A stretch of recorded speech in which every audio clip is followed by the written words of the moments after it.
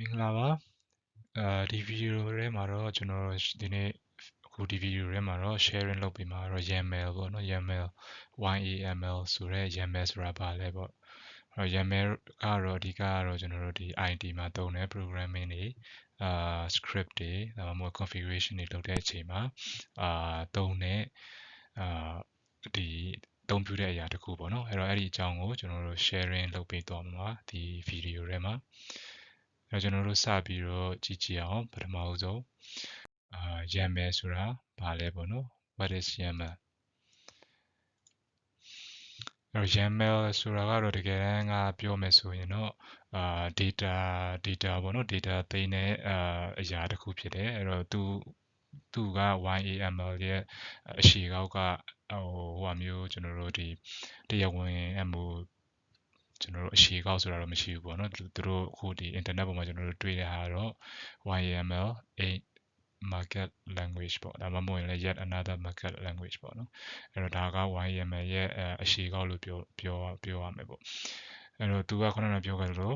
ကျွန်တော်တို့ data သိမ်းတာပဲဥပမာ test file ပေါ့နော်ကွန်ပျူတာထဲမှာကျွန်တော်တို့သုံးတဲ့ test file အဲ့မှာကိုရေးခြင်းနဲ့data တွေရေးပြီးတော့သိမ်းထားတယ်ဥပမာထားပါတော့ကိုယ့်ရဲ့ notes တွေဒါမှမဟုတ်ရင်ကိုယ့်အကြောင်းတွေဒါမှမဟုတ်ကိုယ့်ရဲ့ဒီလိုအပ်တဲ့ data တွေအမှရေးပြီးတော့သိမ်းထားတယ် YAML ကလည်းအဲ့လို data သိမ်းတဲ့ဟာပဲသူကဘာဖြစ်လဲဆိုတော့ကျွန်တော်တို့လူဖတ်လို့လွယ်တယ်ပြီးတော့ program တွေ script တွေအတွက်လည်းကျွန်တော်တို့ဖတ်လို့လွယ်တဲ့ပုံစံ format ပေါ့နော်ပုံစံချပြီးတော့ရေးထားတဲ့ data သိမ်းထားတဲ့ဟာတစ်ခုဖြစ်တယ်အဲ့တော့လူတွေအတွက်လည်းလွယ်ကူတယ်နောက်ဖတ်ဖို့ကျွန်တော်တို့ရေးဖို့စသည်ဖတ်တာရေးတာလုပ်ဖို့အတွက်လွယ်ကူတယ်ပေါ့နော်အဲ့တော့သူ့ကိုကျွန်တော်တို့ကဒီ programming တွေဥပမာထားပါတော့ကျွန်တော်တို့ script တွေအဲ့ဒီမှာတွဲပြီးတော့သုံးတယ်ဥပမာ Python နဲ့ကျွန်တော်တို့တွဲသုံးပြီးတော့ကိုလိုချင်တဲ့ data ကိုလှမ်းပြီးတော့ယူလို့ရတယ်လှမ်းရေးလို့ရတယ်လှမ်းပြီးတော့ဖတ်လို့ရတယ်အဲ့လိုပဲကျွန်တော်တို့ Go တို့Ruby စတဲ့ scripting language တွေနဲ့လည်းတွဲပြီးတော့သုံးတယ်နောက်ပြီးတော့တခြားကျွန်တော်တို့ဒီ automation တွေမှာလည်းတွဲပြီးတော့သုံးတယ်like Ansible တို့ကျွန်တော်တို့ Kubernetes တို့အဲ့မျိုးကျွန်တော်တို့ဒီ application တွေနဲ့လည်းတွဲပြီးတော့သုံးတယ်အဲ့တော့ဒါကတော့ဒီ YAML ကပါလဲ YAML ကိုကျွန်တော်တို့အဓိကသုံးတဲ့ပုံစံမျိုးပေါ့နော်အဲ့တော့ပြောရမယ်ဆိုရင်တော့ဒီ programming တွေ automation တွေနောက်ဒီ cloud based application တွေနောက်ကျွန်တော်တို့ Kubernetes တွေစတာတွေမှာကြည်ကြဲဝင်သုံးနေတဲ့ဒီကျွန်တော်တို့ data serialization ပေါ့နော် data format တစ်ခုဖြစ်တယ်လို့ပြောရမှာပေါ့အဲ့တော့ဒီမှာတွေ့ရတယ်လို့ပဲကျွန်တော်ဒီမှာဒီမှာဆိုရင်ဒါပုံမှန် test file ပေါ့နော်ကျွန်တော်တို့ကိုယ့်အကြောင်းရေးတယ်ဆိုရင်test file ထဲမှာဒါမျိုးတွေရေးထားတယ်ဒါမျိုးရေးထားတယ်ဒါကတော့ပုံမှန်တွေ့နေကြ test file အဲ့တော့ဒီထဲမှာကိုလိုချင်တဲ့ information ကိုပြန်ပြီးတော့ကျွန်တော်တို့ယူဖို့ကြတော့ခက်သွားတယ်ဥပမာ programming ကနေဥပမာ Python ကနေလှမ်းဖတ်ဖို့ကြတော့နာမည်ကိုကျွန်တော်တို့သိချင်တယ်ဆိုရင်နာမည်ကိုဘယ်လိုရှာရမလဲပေါ့နော် program ကနေဘယ်လိုလှမ်းပြီးတော့ယူမလို့အဲ့နာမည်ကိုဘယ်လိုယူရမလဲဆိုတော့ format လည်းမရှိဘူးရေးချင်တယ်လို့ရေးထားတာ test file ထဲမှာပေါ့နော်အဲ့တော့ဥပမာအနေနဲ့ပြောရမယ်ဆိုရင်ကျွန်တော်တို့ဒီကိုယ့်ရဲ့ဒီအဝတ်ဗီဒီယိုပေါ့နော်ကိုယ့်ရဲ့အဝတ်ဗီဒီယိုမှာဘာအကန့်မှမပါဘဲနဲ့ကျွန်တော်တို့လုံးဝopen နဲ့ဒီထည့်ချင်တာတွေပစ္စည်းတွေအကုန်လုံးကိုထည့်ချင်တယ်လို့ထည့်ထားတယ်အဲ့တော့ကြည့်ရတာလည်းကျွန်တော်တရမရှိဘူးနောက်ကိုလိုချင်တဲ့ဟာကိုရှာတဲ့အချိန်မှာလည်းအချိန်ကြာတယ်ပို့ပြီးတော့ကျွန်တော်တို့ခက်ခဲတယ်ပေါ့နော်အဲ့လိုမျိုးပဲねကျွန်တော်တို့ရဲ့ဗီဒီယိုကိုအကန့်နဲ့ဥမာအင်ကြီးရဘဲအကန့်အနှွေးတွေကဘဲအကန့်ပေါ့နော်ဘောင်းမီရဘဲအကန့်အမျိုးတွေထားထားမယ်ဆိုရင်သူကလည်းသူစနစ်တကျလည်းရှိရနောက်ပြီးတော့ကိုလိုချင်တဲ့ဥမာအင်ကြီးလိုချင်တယ်ဆိုရင်ကိုအင်ကြီးထားတဲ့နေရာကိုသိပြီးသားဖြစ်တဲ့အတွက်ချက်ချင်းယူပြီးတော့ကျွန်တော်တို့ယူသုံးလို့ရတယ်ပေါ့နော်အဲ့တော့ format အစီအစဉ်တကျရှိထားတယ်အဲ့တော့ YAML ကလည်းအဲ့မျိုးစီစဉ်တကျ format ဖြစ်အောင်လုပ်ထားတဲ့သဘောပေါ့နော်အဲ့တော့ဒီမှာတွေ့ရတဲ့ဟာဆိုတာ test file အဲ့ထက်ကနေပြီးတော့ကျွန်တော်တို့ကမောင်ဆိုတဲ့နာမည်ကိုဘယ်လို program ကနေလှမ်းပြီးတော့ဥပမာ Python ကနေဘယ်လိုလှမ်းယူမလဲပေါ့ယူဖို့ကြတော့ခက်သွားပြီပေါ့နော်အဲ့တော့အဲ့ဒီဟာကိုကျွန်တော်တို့ကဒီ YAML format အနေနဲ့ပြောင်းပြီးတော့ကျွန်တော်တို့တင်ထားမယ်ဆိုရင်တော့ဒီလှမ်းပြီးတော့ခေါ်ပြီးတော့ယူဖို့ ယူပြီးတော့သုံးဖို့ကကျတော့လွယ်တယ်ဥပမာ name ဆိုတာနဲ့ရလိုက်ရင်ကျွန်တော်တို့မောင်မောင်ဆိုပြီးတော့ထွက်လာလိမ့်မယ်အဲ့လိုပဲသူ့ရဲ့နေတဲ့နိုင်ငံ country လို့ရလိုက်ရင်ဒါကတော့မြန်မာဆိုပြီးတော့ထွက်လာမယ် contact number ဆိုအဲ့လိုမျိုးပုံစံပေါ့နော်အဲ့တော့ဒီဘက်ကတော့ပုံမှန်ကျွန်တော်တို့ဒီ text file ရံမယ်ကတော့သူ့ရဲ့ format သူ့ရဲ့ဖွဲ့စည်းပုံstructure ရှိတယ်အဲ format တိုင်းရေးပြီးတော့ကျွန်တော်တို့တင်ထားတာ data တွေကို data တင်တိုင်းကြီးတော့တူတူပဲဒါပေမဲ့ဒါကတော့ဒီဘက်ကသူ့ရဲ့ format နဲ့သူတင်ထားတဲ့အတွက်ပြန်ပြီးတော့ယူသုံးမယ်ဆိုလည်းအလွယ်တကူသုံးလို့ရတယ်ပေါ့နော်အဲ့တော့ဒီမှာပြထားသလိုပဲ YAML ရဲ့အဒီနောက်ထပ်သူ့ရဲ့ alternative ပေါ့နော်တခြားဟာတွေလည်းရှိတယ်ဥပမာ JSON လည်းရှိတယ် JSON ငါလည်းအမျိုး data သိမ်းတဲ့ဟာမျိုး XML ကတော့ကျွန်တော်တို့ကြာပြီပေါ့နော် JSON တို့ YAML တို့ကတော့ဒီနောက်ပိုင်းတွေပေါ်လာပြီးတော့ scripting တွေ programming တွေမှာအသုံးပြုပို့ပြီးတော့များလာတယ်ပေါ့နော်အဲ့တော့ကျွန်တော်တို့ဆက်ပြီးတော့ကြည့်အောင်အဲဆိုရင်ဒါကတော့ YAML ကိုအသုံးပြုတာပေါ့နော်ဘယ်လိုမျိုးအသုံးပြုလဲဒါကတော့ခုနကပြောခဲ့သလိုပဲသူ့ကိုကျွန်တော်တို့ data သူက data တွေတင်ထားတယ်သူက data တင်တဲ့အတွက်လည်းအသုံးပြုတယ်နောက်ပြီးတော့ data တွေကို system တစ်ခုကနေတစ်ခုကိုကျွန်တော်တို့ exchange လုပ်တဲ့အချိန်မှာလည်းအသုံးပြုတယ်နောက် configuration file တွေနဲ့လည်းအသုံးပြုတယ်အဲ့တော့ configuration file ကကျွန်တော်တို့ဥပမာ Ansible တို့ကျွန်တော်တို့ Kubernetes တို့မှာအဲ့ Kubernetes မှာကျွန်တော်တို့ pod တွေ create လုပ်မယ် service တွေ create လုပ်မယ်ဆိုရင်အဲ့ဒီ configuration file ကကျွန်တော်တို့ကကျွန်တော်တို့ YAML နဲ့ရေးထားတာပေါ့နော်အဲ့တော့အဲ့ဒီ configuration file အနေနဲ့လည်းသုံးတယ်နောက် data storage အနေနဲ့လည်းသုံးတယ်အဲ့တော့ဒါကတော့ YAML ကိုသုံးတဲ့အကြမ်းမြင် information ပေါ့အဲ့တော့နောက်ပြီးတော့ဆက်သွားမယ်ဆိုရင်ဘယ်လိုမျိုးကျွန်တော်တို့ YAML ကို create လုပ်မလဲဘယ်လိုမျိုးကျွန်တော်တို့ပြင်မလဲ update လုပ်မလဲပေါ့နော်အဲ့ဒါကတော့လွယ်တယ်ဘာဖြစ်လဲဆိုတော့ YAML ကိုကျွန်တော်တို့က text editor ပဲ text editor နဲ့မဆိုရေးလို့ရတယ်ဥပမာကျွန်တော်တို့ Windows ထဲမှာပါတဲ့ Notepad နဲ့ရေးခြင်းရေးတာမှမဟုတ် Notepad++ တခြား text editor တွေဒါမှမဟုတ်ကျွန်တော်တို့ IDE တွေဥပမာ Visual Code တို့ဘာတို့ IDE တွေထဲမှာလည်းရေးလို့ရတယ်အဲ့တော့သူ့ကို create လုပ်ဖို့သူ့ကိုပြင်ဖို့ဆိုတာကအရန်လွယ်တယ်ပေါ့နော်ကိုယ့်ရဲ့ဒီပုံမှန်ကျွန်တော်တို့ notepad နဲ့ရေးပြီးတော့တင်ထားလို့လည်းရတယ်ဒါပေမဲ့သူ့ရဲ့ extension ကတော့เนาะကျွန်တော်ဒီမှာတွေ့ရသလို YAML ဒါမှမဟုတ်ရင် YML ပေါ့နော်အခုနောက်ပိုင်းတော့ YML ပေါ့ဒီ extension ကသုံးလုံးအခုနောက်ပိုင်းအကုန်လုံးသုံးလို့ရတယ်ဆိုတော့အဲ့တော့ create လုပ်တဲ့ edit လုပ်တယ်ဆိုတာဒါပဲပေါ့နော်ဥပမာဒီမှာဆိုရင်ကျွန်တော်တို့ site info ဆိုတဲ့ file တစ်ခုရှိတယ်သူက YAML extension နဲ့ရှိတယ်အဲ့တော့သူက YAML file ပေါ့နော်အဲ့တော့ဘယ် editor နဲ့မဆို text editor ဒါမှမဟုတ်ရင်ကျွန်တော်တို့ဒီ script တွေ program တွေရေးတဲ့ IDE တွေနဲ့create လုပ်လို့ရတယ် edit လုပ်လို့ရတယ်ပြီးတော့သူရဲ့ file extension က YAML ဒါမှမဟုတ်ရင် YML ပေါ့နော်ဒါကဒီ YAML ကိုဘယ်လိုမျိုး create လုပ်နိုင်လဲဆိုတဲ့ဟာအဲ့တော့ခုနကပြောခဲ့တဲ့ကျွန်တော်တို့ဒီ text editor မှာကျွန်တော်တို့ notepad ထဲမှာစာရေးချရေးတယ်လို့တော့ရေးလို့မရဘူးသူရှိမှာသတ်မှတ်ထားတဲ့structure ရှိတယ်ဘယ်လိုမျိုးရေးရမယ်နောက်ပြီးတော့ syntax တွေရှိတယ်ပေါ့နော်သူသတ်မှတ်ထားတဲ့သူ့ရဲ့ပုံလိုက်နိုင်မယ့်ပုံစံတွေရှိတယ်အဲ့လိုမျိုး format နဲ့ရေးမှကိုက programming နဲ့ပြန်သုံးတဲ့အချိန်မှာကြတော့လွယ်တကူပြန်သုံးလို့ရတယ်အဲ့တော့ဒီမှာဆိုရင်ဘာတွေပါလဲဆိုတော့ဒါအကြမ်းမြင်ပေါ့နော်basic ဒီ YAML file မှာကျွန်တော်တို့ဘာတွေပါလဲဆိုတော့ list တွေပါမယ်နောက် dictionaries တွေပါမယ်ကျွန်တော်တို့နောက် string တွေပါမယ် integers တွေပါမယ်အဲ့တော့ list dictionary string integer စတဲ့ information တွေစတဲ့ဒီ type တွေပေါ့နော် data type တွေပါမယ်ဘယ်လိုမျိုး data type ဒါက list ကြီးလားဒါမှမဟုတ်ဒါကရိုးပုံမှန်ပဲစာပဲလားဒါမှမဟုတ်ဒါတွေကကဏ္ဍတွေလားစသည်ဖြင့်ဒါမှမဟုတ်ရင် dictionary ဆိုရင်ကျွန်တော်တို့ key နဲ့ value ရှိတဲ့ဟာမျိုးပေါ့နော်အဲ့ဒါက data type တွေပါနိုင်တဲ့ data type တွေပေါ့နော် YAML ထဲမှာနောက်ပြီးတော့သူ့ရဲ့အဓိကကတော့သူက indentation နဲ့သုံးပြီးတော့ရေးတယ် indentation ဆိုတာဥပမာပြောရမယ်ဆိုရင်တော့ကျွန်တော်ခေါင်းစဉ်ပဲပေါ့နော်ဒီခေါင်းစဉ်အောက်မှာပါတဲ့ဟာတွေကသူ့ရဲ့ဒီအတွင်းထဲမှာကျွန်တော်တို့ရေးရ intent လုပ်ပြီးတော့ရေးရတယ်ပေါ့နော်ဒါခဏနေကြရင်ကျွန်တော်ပြမယ်အဲ့တော့သူ့ရဲ့ structure နဲ့ syntax ကတော့ basic ကတော့ဒါမျိုးတွေပါတယ်เนาะ list တွေပါမယ် dictionary တွေပါမယ် string နဲ့ integers တွေပါမယ်နောက် indentation နဲ့ကျွန်တော်တို့ရေးတယ်အဲ့တော့ဒီမှာကြည့်လိုက်မယ်ဆိုရင်ဒါဒီပါလဲဆိုတော့ YAML ခုနကပြောခဲ့တဲ့ကျွန်တော်တို့ site info ရဲ့YAML file ပေါ့နော်အဲ့တော့ YAML file မှာဒီမှာတွေ့ရတယ်လို့ပဲဒါက format တစ်ခုဖြစ်တယ် အဲ့တော့ဒါသူ့ရဲ့ရေးတဲ့ format ပေါ့နော်အဲ့တော့ပထမဦးဆုံးဒီမှာတွေ့ရတဲ့ဒီ dash 3ခုကတော့ဒါက YAML ရဲ့အစဆိုတဲ့ဟာမျိုးကိုပြပေးတဲ့ဟာပေါ့နော်ဒါအစအဲ့တော့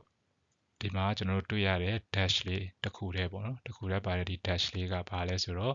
list ပေါ့နော်သူကစရင်ဒီ list တစ်ခုပေါ့နော်ဥပမာထားပါတော့မိသားစုစရင်ဆိုမိသားစုထဲမှာ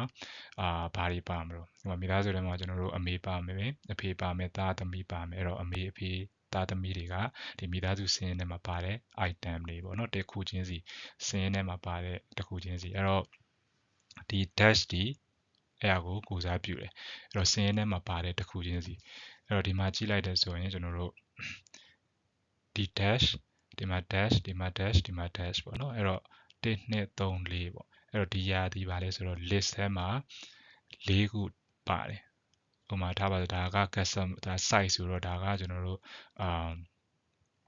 site info ပေါ့နော် site တစ်ခု site နှစ်ခု site 3 site 4ပေါ့နော်ဒါ4 site ပါတဲ့သဘောအဲ့တော့ဒါက list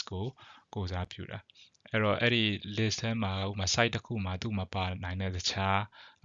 information တွေရှိသေးတာပေါ့ဥပမာဒီမှာတွေ့ရသလို address တွေ contact တွေပေါ့နော်အဲ့မျိုးတွေရှိသေးတယ်အဲ့တော့အဲ့ဒါတွေကဘာလဲဆိုတော့ကျွန်တော်တို့ကဒီမှာတွေ့ရတဲ့เนาะဒီ column လေးပေါ့နော်ဒီဟာလေးကဘာလို့ခေါ်လဲဆိုတော့ dictionary ကိုစားပြုတယ် dictionary ဆိုတာကကျွန်တော်တို့ key နဲ့ value ပေါ့နော်ဒီဘက်ကကောင်က key ဒီက value ဥပမာဒီမှာ address ပေါ့နော် site 1ရဲ့ address ပေါ့အဲ့ဒါဆိုရင်သူက address ဒီ key ခေါင်းစဉ်ပေါ့နော်အဲ့ value ကကြတော့သူ့ရဲ့တကယ်ဒီလိပ်စာကိုပြောမယ်ဟာအဲ့တော့ခေါင်းစဉ်နဲ့သူ့ရဲ့လိပ်စာနဲ့ key နဲ့ value ပေါ့အဲ့ဒါကဘာလဲဆိုတော့ dictionary format ဖြစ်တယ်အဲ့တော့သူ့ကိုကိုစားပြုတာကဒါမျိုးပေါ့နော်ဒါပြီနော်အဲ့တော့ string ကတော့သူ့ရဲ့ဒီတိုင်းပဲကျွန်တော် data တစ်ခုပဲကိုကြိုက်တဲ့ဟာရေးလို့ရတယ်ပုံမှန်အဖြစ်သူကိုကျွန်တော်တို့ဒီ single quote double quote ထဲမှာထည့်ပြီးတော့ရေးတယ်ဥပမာလိပ်စာဆိုရင်သူ့ရဲ့ value ကလိပ်စာဒီဘာလိပ်စာဖြစ်မလဲအဲ့တော့ကိုကြိုက်တဲ့ဟာရေးလို့ရအဲ့ဒါဘာလဲဆိုတော့ string နောက်တစ်ခုကျွန်တော်တို့ integer ကတော့ကဏ္ဍပေါ့နော်အဲ့တော့ကဏ္ဍကကြတော့ကျွန်တော်တို့ဒီstring နဲ့မတူဥပမာဒီမှာ7ဒီမှာတွေ့ရမယ်7ပေါ့နော်ဒီ7ကိုကျွန်တော်တို့က single quote ထဲမှာထည့်လိုက်ရင်အဲ့ဒါဒီကဏ္ဍမဟုတ်တော့ဘူးအဲ့ဒါဒီ string ဖြစ်သွားပြီပေါ့နော်အဲ့တော့ဒါကတော့ကဏ္ဍအဲ့တော့7ကဏ္ဍဆိုရင်ကျွန်တော်တို့ဘာတွေလုပ်လို့ရလဲဆိုတော့ကျွန်တော်တို့ mathematical calculation တွေလုပ်လို့ရတယ်ပေါင်းမလားနှုတ်မလားအဲ့တော့ string ကိုကျွန်တော်တို့သွားပြီးတော့လုပ်လို့မရအောင်เนาะအဲ့တော့ဒါကဒီ string နဲ့ integer နဲ့ကွာတဲ့ပုံပေါ့နော်အဲ့တော့ဒီမှာတွေ့ရတယ်လို့ဥပမာ list တွေ address တွေlist တွေကျွန်တော်တို့ဒီ dictionary တွေနောက် string တွေရှိမယ်ဒါတွေလည်း string ပေါ့နော်နောက်ကဏ္ဍတွေပါမယ်အဲ့တော့ဒီအခုကျွန်တော်တို့ဒီမှာတွေ့ရတဲ့ဒီ space လေးကသူက indentation လို့ခေါ်တယ်အဲ့တော့ indentation ကတော့ခုနကပြောခဲ့သလိုခေါင်းစဉ်ပေါ့ဥပမာ contact ဆိုတဲ့အောက်မှာခေါင်းစဉ်နှစ်ခုရှိတယ်နှစ်ယောက်ရှိတယ်အဲ့တော့ဒီမှာဆိုရင်ဒီ contact အောက်မှာနှစ်ခုရှိတဲ့အတွက်ဒါဒီ list တစ်ခုကိုကိုစားပြုတာ list ထဲက item တစ်ခုကိုကိုစားပြုတဲ့အတွက်ဒီ contact ထဲမှာ contact list ထဲမှာနှစ်ယောက်ရှိတယ်ပေါ့နော်အဲ့တော့ဒီ contact ကဒီတယောက်ကဒီ contact အောက်မှာရှိတဲ့အတွက်သူ့ရဲ့ကြားမှာနောက်ထပ် space တစ်ခုခံလိုက်တယ် space နေနေကျွန်တော်တို့ tab နေနေပေါ့နော်အဲ့လိုခံလိုက်တယ်ခံပြီးတော့မှရေးတယ်အဲ့လိုပဲကျွန်တော်တို့1ဆိုထားပါတော့ internet circuit internet circuit ကိုသူ့ရဲ့အောက်မှာကျန်တဲ့ information တွေရှိဥမှာဘယ်သူ provider ကဘယ်လိုလဲပေါ့နော် internet provider ဘယ်လိုလဲသူရဲ့ IP address ကဘယ်လောက်လဲ speed ကဘယ်လောက်လဲစတာတွေကိုရေးမှာအဲ့တော့အဲ့ဒါကြောင့်မလို့သူရဲ့ဒီကြားမှာ space တစ်ခုခံတယ်အဲ့တော့အဲ့ဒါကိုဘာလို့ခေါ်လဲဆိုတော့ indentation လို့ခေါ်တယ်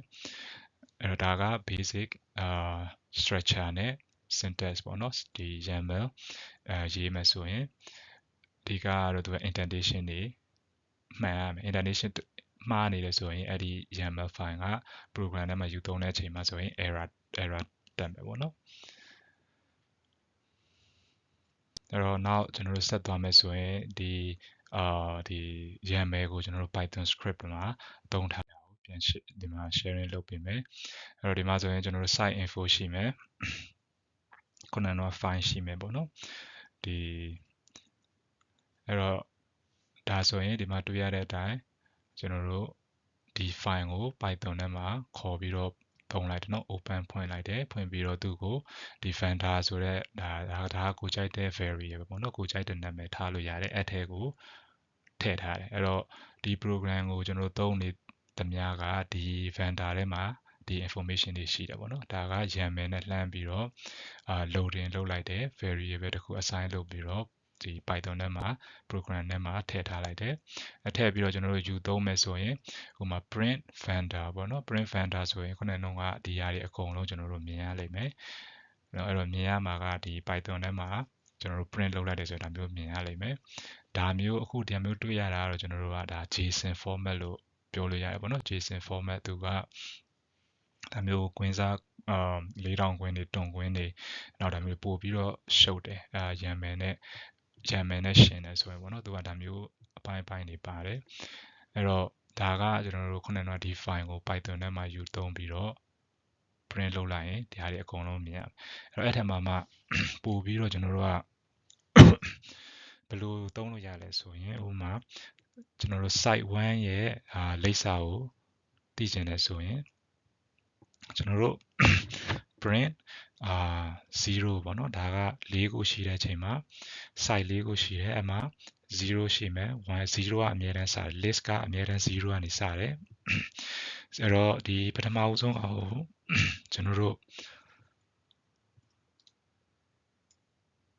အဲ့ဆိုရင်ကျွန်တော်တို့ list ထဲကပထမဦးဆုံးကောင်လို့ပြောချင်တယ်ဆိုရင်အမြဲတမ်းကျွန်တော်တို့0ကနေစတယ်ပေါ့နော်အဲ့တော့ဒီ